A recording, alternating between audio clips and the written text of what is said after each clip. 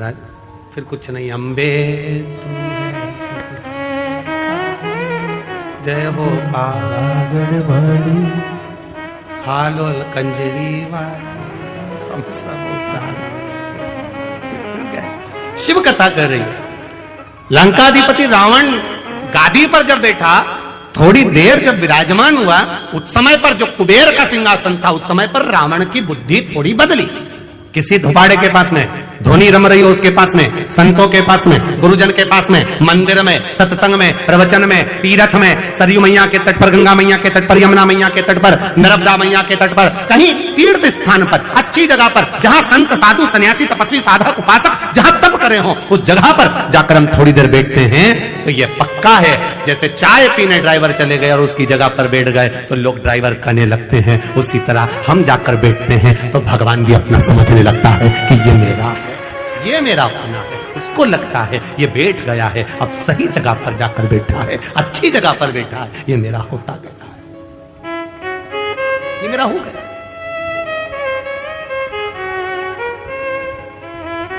कितनी अविरल भक्ति। समझाया, रावण नहीं समझा, विमान पर बैठा, भाई को मारकर भगाया, सारे पूरे अलकापुरी पर अपना आक्रमण कर लिया। और जब पुष्पक विमान में बैठकर चला और विमान में बैठकर मन की गति से तेज चलने वाला वो विमान एक जगह पर जाकर धीमा हो जाता है, एक जगह पर जाकर स्लो हो जाता है। जब गाड़ी एक जगह पर कहीं स्पीड ब्रेकर आ गया और वहां स्लो हो गई, तब समझ में आया कि मेरा विमान यहां धीमा क्यों हुआ, यहां धीमा क्यों हुआ। तो क्या देखता है लंकाधिपति रावण कि नीचे एक बड़ा साला, बहुत बड़ा सारा एक नंदी, बहुत विशाल नंदी नीचे घूम रहा है और उस नंदी के ऊपर से, मात्र नंदी के ऊपर से वो पुष्पक विमान निकल कर जा रहा है और पुष्पक विमान की गति धीमी हो गई। पुष्पक विमान की गति,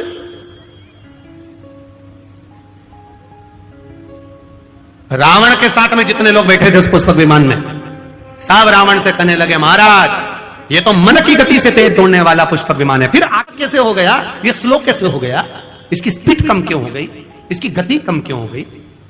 रावण कहता है मुझे समझ में नहीं आ रहा, पर नीचे एक बड़ा सारा नंदी घूम रहा है, वो नंदी घूम रहा है इसलिए इसकी गति थोड़ी कम हो गई है। तो जितने बैठे थे, अब रावण इतना अहंकारी था तो उसको ज्ञान देने वाले कितने अहंकारी होंगे।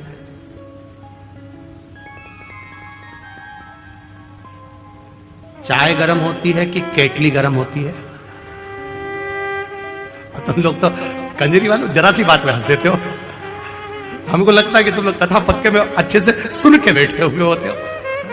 अब तुम बताओ कि चाय गर्म ज्यादा है कि केतली ज्यादा गर्म है। अब उसमें तुम्हें अंदाजा हो जाएगा। हम जहां जयेश भाई के यहाँ रुके हैं, नाम जयेश है ना, जयेश भाई के हम जहाँ रुके तो वहां पर उन्होंने वो गिलास में गर्म गौ माता का दूध वगैरह ला कर दिया आरोगने के लिए, ठाकुर जी के लिए। तो हमने कहा ललित महाराज को ये तो बहुत गर्म है, तो इतने में ललित महाराज बोले नहीं नहीं गुरुजी, दूध तो ठंडा है, गिलास गर्म है। नहीं, दूध ठंडा है पर गिलास गर्म है। अब चाय इतनी गर्म नहीं है जितनी केतली गर्म है। उसी तरह बड़े बड़े, बहुत बड़े बड़े, जो बहुत ऊंचे ऊंचे मालूम पड़े, बहुत बड़ा वो आनंद हुआ और मालूम पड़े तो साहब जो कुर्सी पर बैठा है वो तो बड़ा नम्र है, वो तो बड़ा सहज है, बड़े सरल नेचर के हैं, बड़े सहज है, बड़े सरल है। अब उनसे मिलो तो लगे बहुत सरल, बड़े सहज, पर उनके साथ जो केतली है वो बड़ी है। पास मत जाना, दूर हटाओ। कैसे घुस गए, कैसे पहुंच गए। इतने में जो कुर्सी पर बैठा, शांति रख, एक केतली थोड़ा रुक, अभी रुक, चाय ठंडी है, कोई बात नहीं, आन दो, आराम से आन दो, दर्शन करने दो, भक्त हैं, भगवान के हैं, प्रिय हैं, पर केतली दूर हट, क्या है, दूर हटो, वहां जाओ, वहां बैठो, वहां करो। कई बार इन बाउंसरों को देखकर भी हमको ऐसा ही लगता है, केतली बड़ी गर्म, चाय तो ठीक है अपनी जगह पर केतली बड़ी गर्म, बड़ा।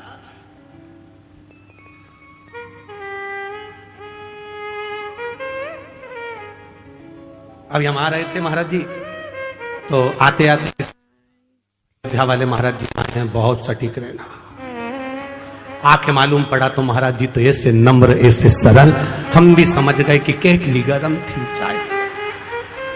संत इतना सहज इतना सरल होता है, ये देखने को मालूम पड़ता है। यहाँ संतों की सभा में संत विराजमान है, यहाँ गुरुजन बैठे, इतनी नम्रता इतनी सरलता में क्या सुंदर उन्होंने अपनी वाणी से कहा है। महाराज जी दंडवत करता हूं, प्रणाम करता हूं। आपकी सहजता, आपकी सरल, और एक थोड़े से प्रवचन में राष्ट्र उत्थान की भी बात कह देना, थोड़े से प्रवचन में आपके कल्याण की भी बात कह देना, थोड़े से प्रवचन में कर देना।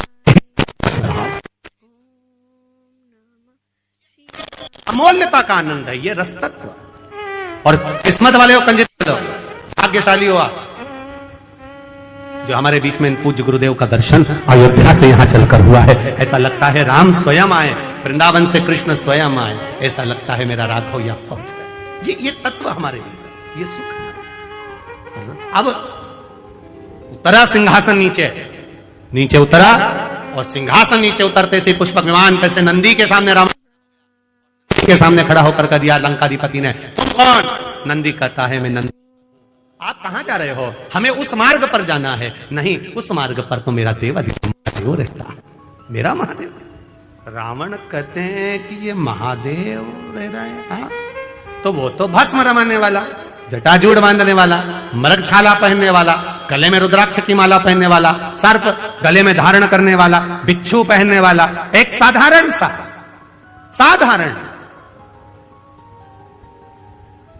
एकदम सहज सरल साधारण, तो उसमें दिक्कत क्या है?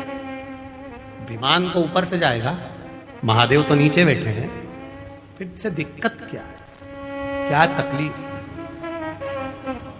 आज भी हमारे सनातन धर्म में, आज भी हमारे सनातन धर्म में भगवान का मंदिर होता है, शिवजी विराजमान होते हैं, शंकर भगवान बैठते हैं, या राम जी बैठे हैं, या भगवान कृष्ण बैठे हैं, या देवी भवानी बैठे, जो भी देवता बैठते हैं, उसका आकृति ऐसी बनाई जाती है कि उसके ऊपर कोई पांव न रख पाए, कोई चढ़ ना पाए।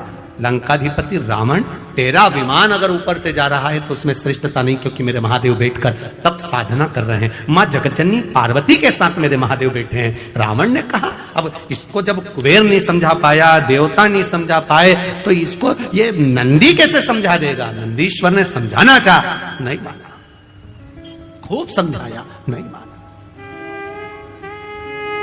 खूब समझाया, नहीं माना, क्रोध आ गया।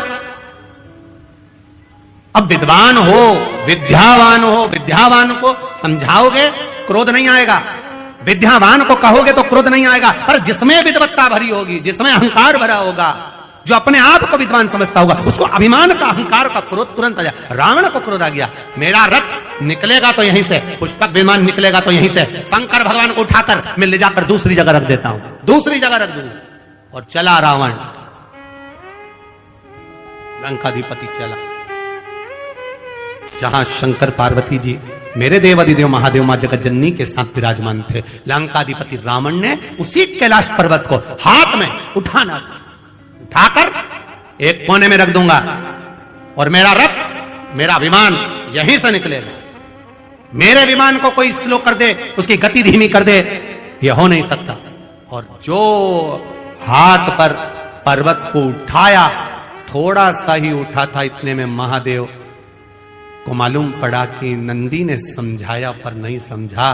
तब मेरे महादेव ने अपने पैर का अंगूठा जैसे ही नीचे करा, करते से ही दोनों हाथ लंकाधिपति रावण के उसमें दब गए। रावण भी विद्वान था, जब शीश 10 थे तो हाथ भी इतने थे, दूसरे लगाए। शिव जी ने कहा तू लगा ही ले, लगा दम, लगा, उठे नहीं, हाथ दब गए। पर्वत के नीचे चिंगाड़ पड़ा, चीख पड़ा, भयंकर नाद करने लगा। ऐसी गर्जना करी कि जिन नारियों का गर्भ था वो वहीं गिर गया। इतना भयंकर चिल्लाया लंकाधिपति रावण, इतना भयंकर। नंदी ने देखा, नंदी ने देखा। अभी इससे पहले जो कथा थी, कहां थी? परवणी, महाराष्ट्र में। उसमें आपको एक बात कही थी, वक्ता से समझ जाओ तो ठीक है, नहीं तो वक्त जब समझाता है तो अच्छे अच्छे को हिला कर रख देता है। परमणि की कथा में एक बात कही थी, वक्ता से समझ जाओ तो ठीक है, नहीं तो वक्त जब समझाएगा तो रुला रुला कर समझाएगा। इसलिए वक्ता और वक्त है, वक्ता समझाता है तो वक्त बदल देता है, और वक्त समझाता है तो तेरी दशा बदल देता है।